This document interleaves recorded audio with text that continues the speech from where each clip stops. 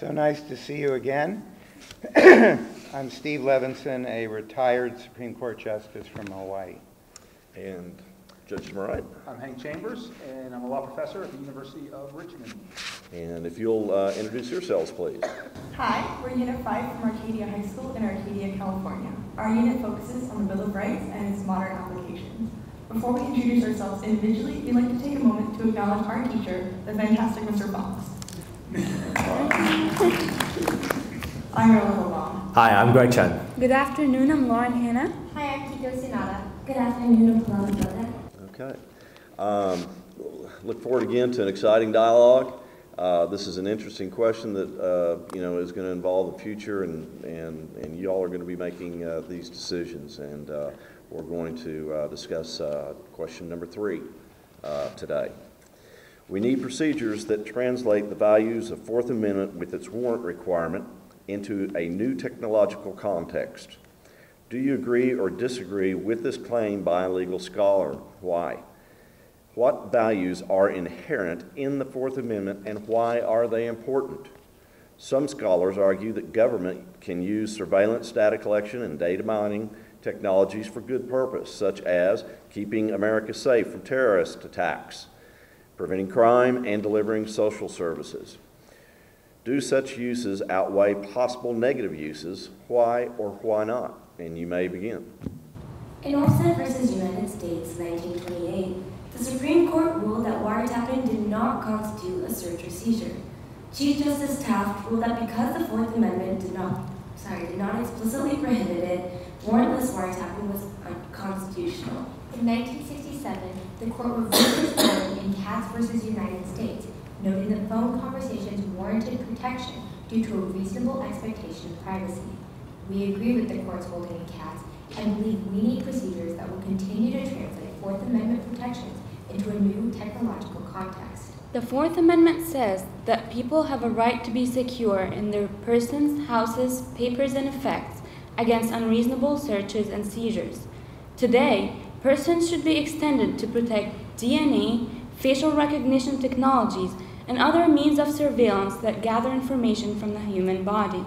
Similarly, papers should now include emails, web pages, and even text messages. We believe that failure to modernize and adapt the Fourth Amendment would jeopardize due process rights. Therefore, we have created a 3-pronged test to be applied by the courts that manifest the intent of the Fourth Amendment in a new technological age.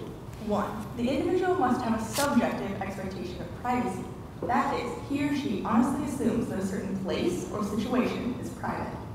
That being satisfied, 2. The individual must establish, based on contemporary community standards, that there is an objective, reasonable expectation of privacy. If the first 2 prongs are met, then 3. The government must establish that it satisfies the warrant requirement or any applicable exceptions. If the government fails to do so, the legally obtained evidence will be deemed inadmissible in court according to state or national standards. For example, in our home state, California Penal Code 1538.5 outlines the method by which a defendant can move to suppress evidence.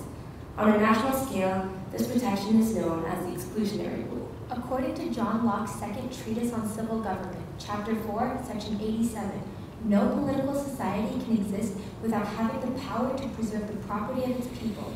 Inherent in the Fourth Amendment is a preservation of such property as achieved through protection of privacy and protection from arbitrary governmental invasion. According to Locke, people enter into a social contract by yielding their powers to the government in exchange for security of their inalienable rights of life, liberty, and estate, collectively known as property. In Section 111, Locke describes the need for the people to find out ways to restrain the abuses of their power, which they have entrusted in the government's hands only for their own good. Thus, we see that inherent in the Fourth Amendment is the preservation of the social contract, and thus the preservation of democracy. We believe that government can effectively use warrantless surveillance and data collection for certain limited purposes. However, warrantless surveillance is too susceptible to abuse to be readily allowed.